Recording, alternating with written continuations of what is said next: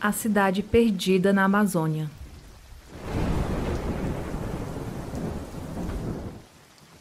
Isso aconteceu comigo há exatos 35 anos. Na época, meus pais haviam morrido recentemente e, para não cair em depressão, resolvi viajar.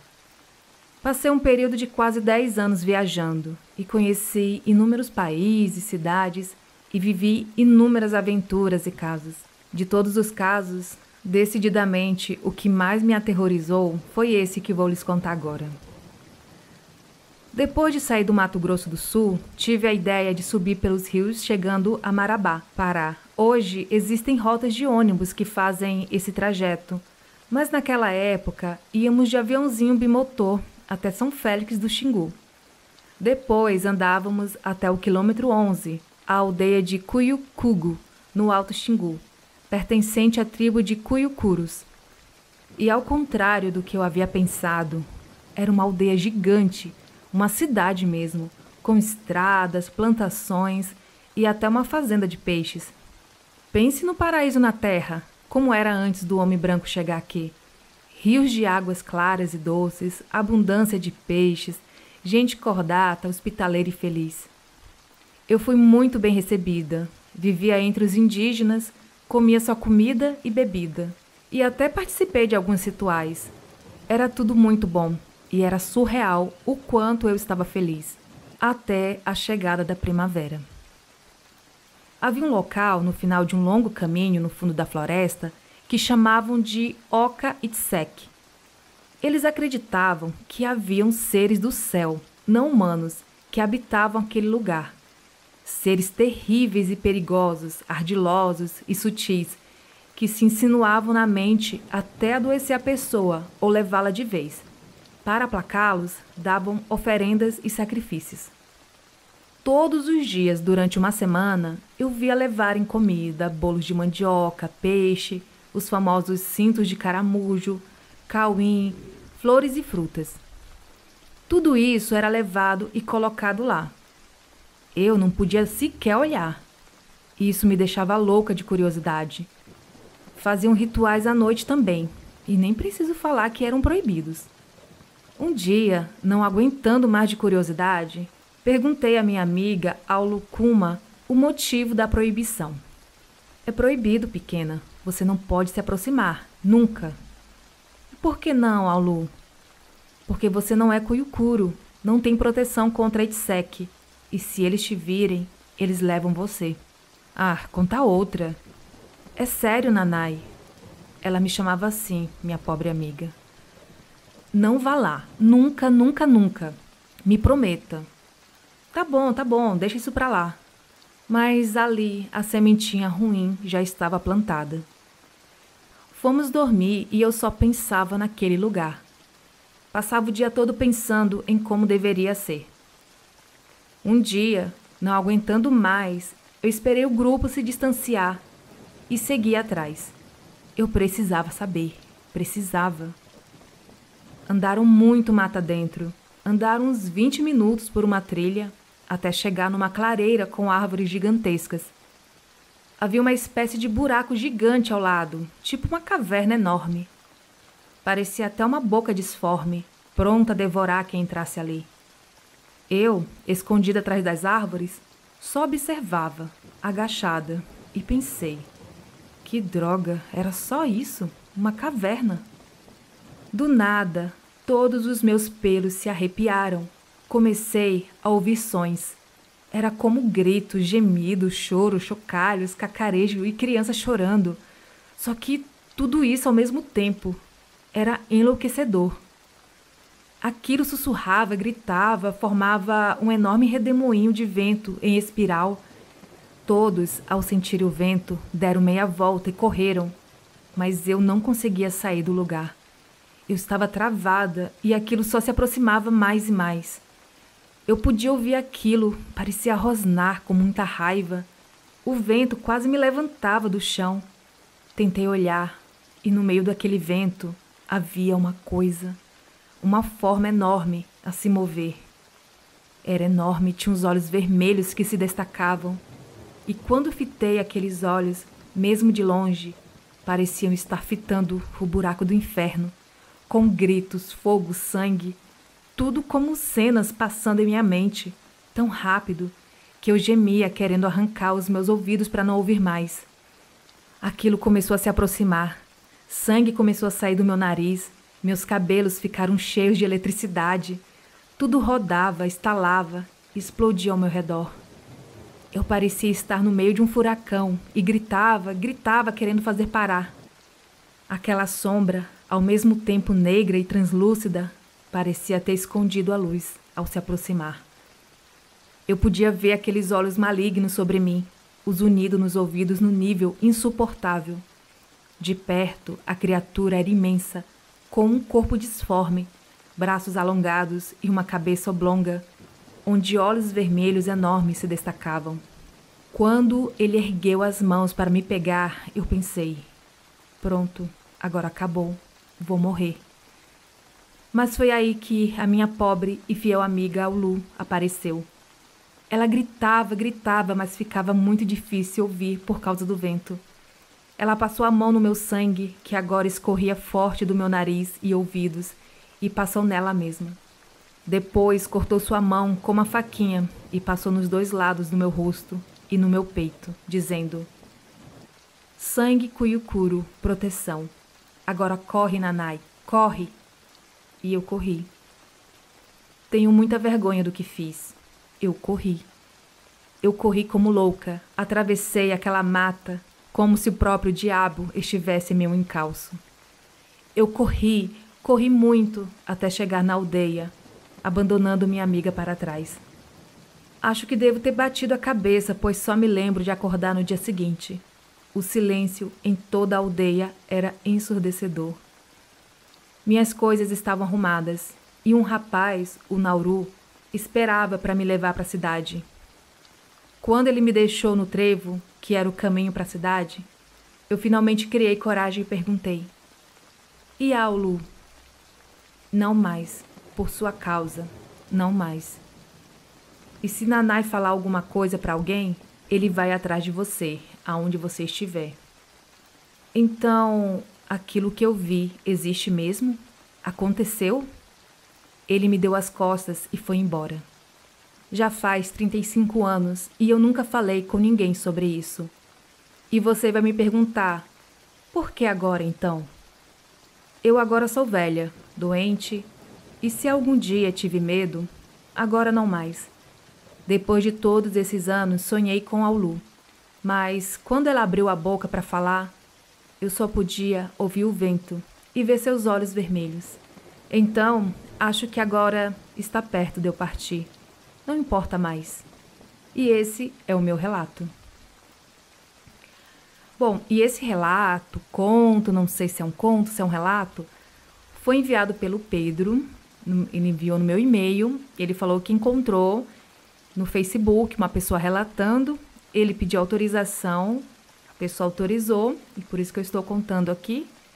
E se você tiver algum relato que você vê em algum fórum, em algum grupo, pode pedir autorização para a pessoa, mandar aqui para mim, eu vejo se é interessante contar no canal, tá bom?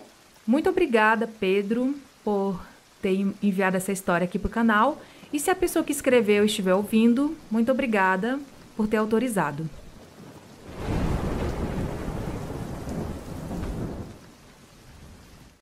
A Bruxa.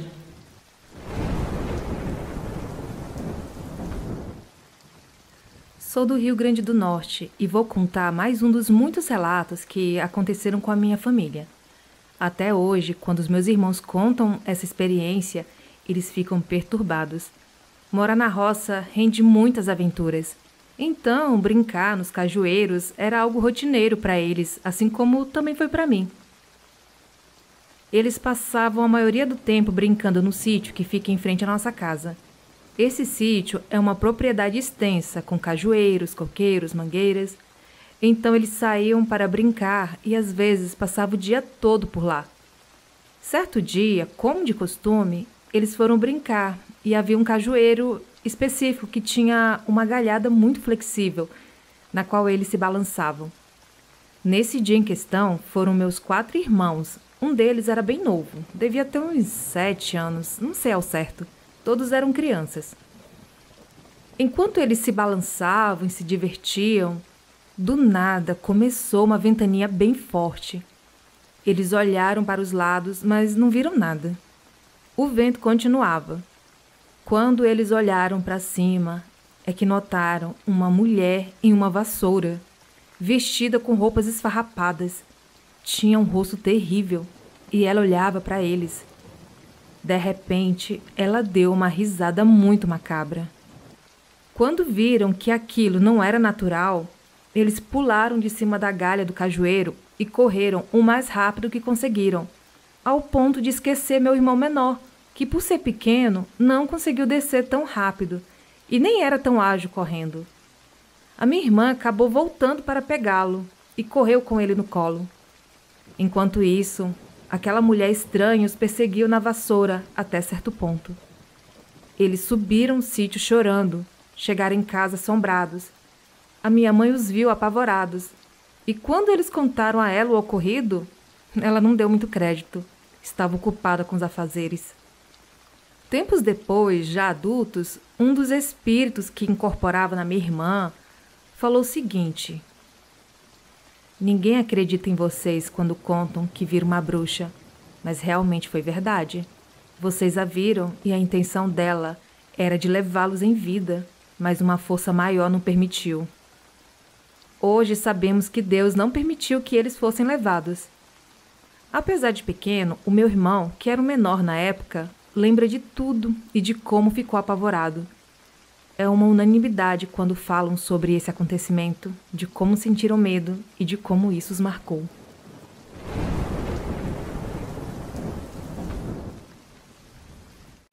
A roupa. Certa vez eu namorei uma moça. Eu era doida por ela, só tinha olhos para ela e nada me fazia perder o sentimento que eu tinha por ela. Porém, por sermos duas mulheres e eu ser de uma família religiosa, tive dificuldade em manter meu relacionamento. Por isso, tive que sair de casa, indo morar com essa querida namorada. Moramos juntas durante 1 ano e nesse tempo descobri que a mãe e a irmã dela mexiam com coisas um pouco maldosas e minha namorada odiava isso. A partir de então, comecei a ter medo de ficar sozinha e passei a ver vultos em casa. Após 1 ano, terminamos o namoro e voltei a morar com meus pais, ambos mais conformados com a minha sexualidade. Comecei a ter experiências um tanto quanto estranhas, mas nada fora do comum ou sobrenatural. Quando voltei à casa dos meus pais, eu estava desempregada, o que me deixou extremamente aflita e preocupada com a minha situação. Porém, logo eu arrumei um emprego que eu odiava. Passou um tempo, fui demitida desse emprego e consegui outro, graças a Deus. Nesse novo emprego, acabei me sentindo estranha e observada o tempo todo.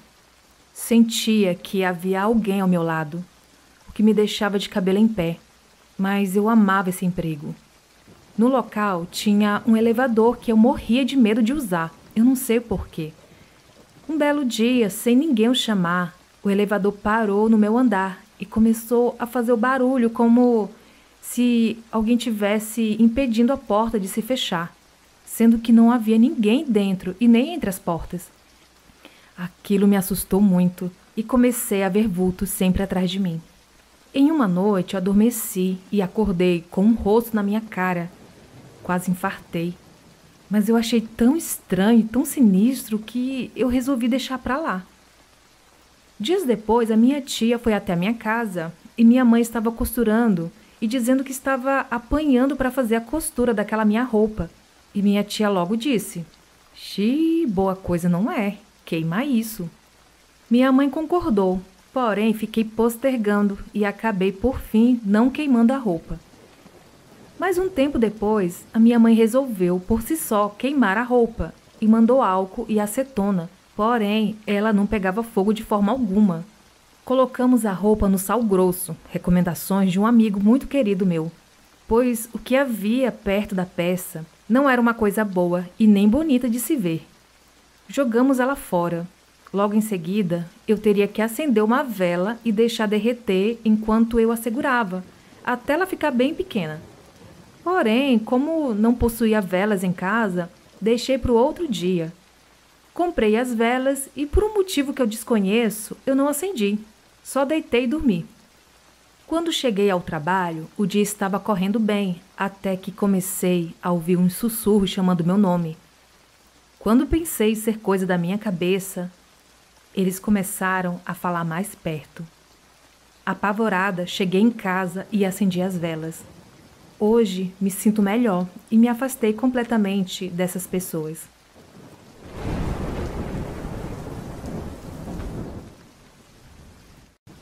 Ela veio me buscar.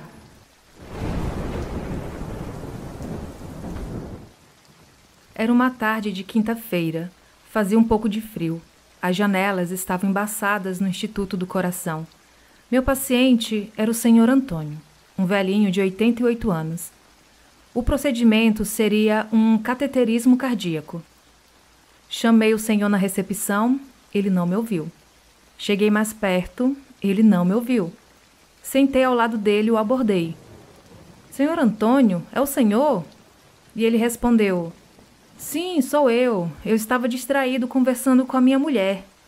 Eu perguntei: Onde ela está? Aí do seu lado. Não tá vendo? Não, mas tudo bem. Vamos pro exame? Ele concordou com o aceno de cabeça. Na sala de exames, ele pegou no meu ombro e falou: Amigo, minha mulher falou que vai me levar hoje. Ela está aqui para me levar com ela. Como assim, meu amigo? Vamos fazer esse exame rapidinho e você já vai. Iniciamos o exame e na primeira injeção de contraste, ele teve uma parada cardiorrespiratória. E apesar de todos os nossos esforços, a mulher dele o levou com ela. Inexplicável. Domingo de plantão no Hospital das Clínicas. Deveria ser umas 9 horas da noite. Foi solicitado a mim que encaminhasse um óbito até o necrotério. Nesse dia éramos 2 técnicos, eu e o Tiago. Eu era novo no hospital e já tinha ouvido falar que o necrotério era estranho. Mas até aí eu não acreditava muito. E lá fomos nós 3, eu, Tiago e o corpo. Fui conversando com o Tiago, tranquilo, desencanado, tentando não pensar em nada normal, quando ele me disse: Tá sentindo esse frio? Não, tá normal. Continuamos o trajeto até o necrotério, mas agora em silêncio. Colocamos o corpo na gaveta e fechamos o armário. Ao fechar a porta, escutei um barulho alto vindo de dentro da sala. Com muita coragem, abri a porta e vimos a gaveta que tínhamos acabado de trancar aberta. Com o coração na mão, fechei a gaveta e a travei. Fechei a porta e novamente o barulho. A gaveta que estava o corpo abriu novamente. Dessa vez o Tiago falou: Deixe isso aberto, pelo amor de Deus. Melhor, né? E nesse momento nós 2 ouvimos: Obrigado. Saímos correndo como se não houvesse outro dia para viver. E essa não é só mais uma história. Eu estava lá. Esses relatos foram enviados pelo Rafael, técnico de enfermagem de São Paulo.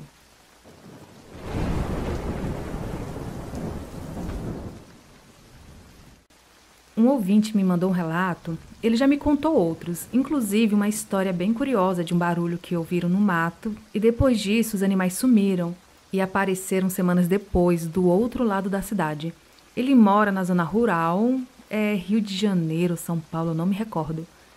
Ele também já me enviou uma história sobre uma sobrinha que ele tem que parece ser a reencarnação de uma tia falecida. A história agora é sobre um vizinho que ele acha que tem um comportamento estranho. E o que seria esse comportamento estranho? De acordo com o ouvinte, o vizinho odeia ficar sozinho no sítio. E normalmente, quem compra um sítio quer ficar sozinho ou mais sossegado.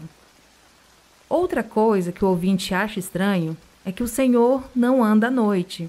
E se anda, ele vive pedindo carona ou ligando para amigos irem buscá-lo. Quando a esposa dele sai de casa, ele também sai e fica no portão. Diz que ele não fica de jeito nenhum sozinho em casa. Bom, recentemente, o ouvinte conversou com o vizinho que contou que o sítio pertencia a um amigo que morreu de infarto enquanto eles bebiam em um bar, em um fim de tarde. A família do amigo odiava o sítio, pois o falecido gastou toda a economia da família para comprar o bendito sítio. E aí, depois da morte, venderam para esse senhor que mora lá agora. Aí é que vem o problema desse sítio, provavelmente a causa do comportamento estranho do vizinho. Ele contou que passou a ser perseguido e atacado pelo espírito do amigo. Diz que isso é tão perturbador que o homem virou alcoólatra. O curioso vem agora. O ouvinte ele descia a rua com a sobrinha e se deparou com o vizinho sentado em frente ao portão de casa. Provavelmente a esposa não estava em casa, né? Então ele estava lá esperando ela voltar. Aí o ouvinte parou para cumprimentar o homem lá sentado. E nisso a sobrinha dele, que é a mesma menina que do relato da reencarnação da tia, ela deve ter assim uns 8 anos, ela é novinha.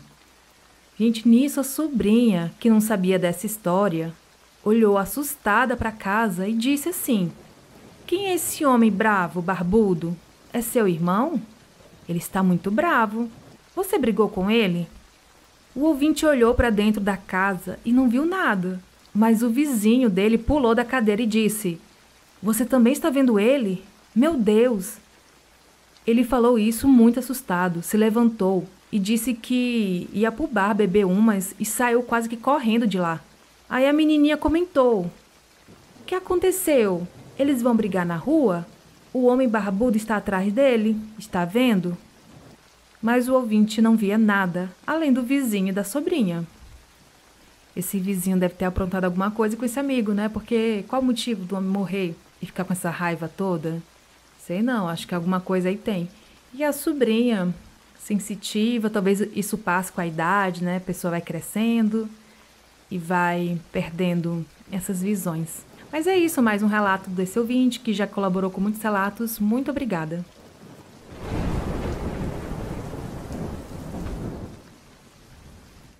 Uma visão assustadora.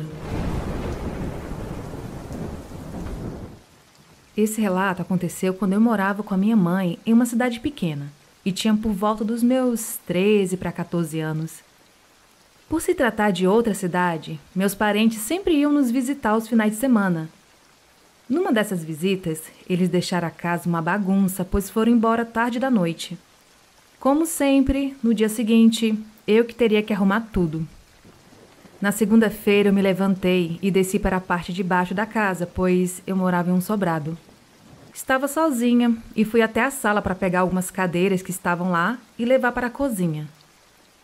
Na hora em que eu peguei as cadeiras e estava retornando, olhei para o quarto do meu irmão, que estava totalmente escuro devido à janela estar fechada, e me deparei com uma moça de cabelos pretos e vestido branco. O vestido estava muito sujo e os cabelos tampavam o rosto. Fiquei muito assustada e olhei por uns 5 segundos e imediatamente continuei meu trabalho. Lembro-me de ter tido muita coragem e pensar que era coisa da minha cabeça.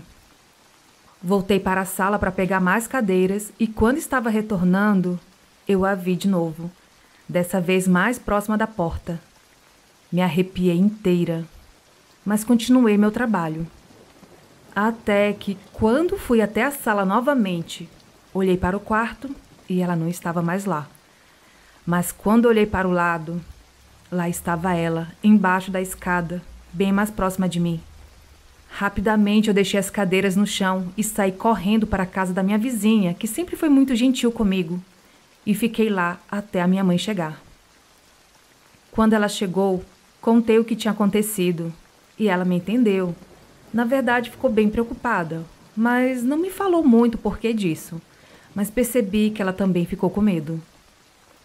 Olha, não sei o que era aquilo, mas na infância eu era muito sensitiva e via esse tipo de coisas. Às vezes, acho que eu imaginava, mas nesse tempo eu era adolescente que não tinha mais idade para ficar vendo coisas imaginárias. Não sei, Eu só sei que foi muito assustador.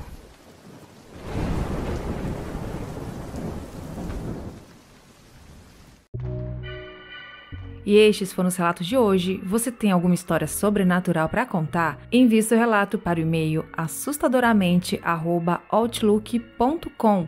Siga também o Instagram, que é o assustadoramente_podcast. Entre para o grupo do Telegram. Os links estão aqui abaixo na descrição do episódio. E se você gostou, deixe seu comentário, seu like e compartilhe para uma pessoa que curte histórias sobrenaturais. Até o próximo vídeo!